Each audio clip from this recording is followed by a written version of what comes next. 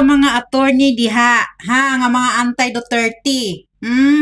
Nag-aral kayo ng ilang taon, pinag-aralan nyo yung batas, paano gumawa ng batas, pero dahil lang sa pera, yung dignidad nyo, yung pinag-aralan nyo, tinapon nyo, yung pilit nyong itinatama yung pagkakamali.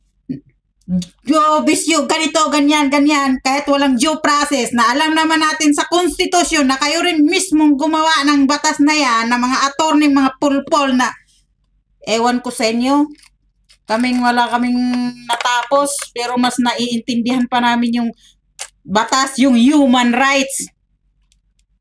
Hinuli niyo si Tatay Digong namin dahil sa human rights. Pero yung ginawa niyo sa kanya, human rights ba yon?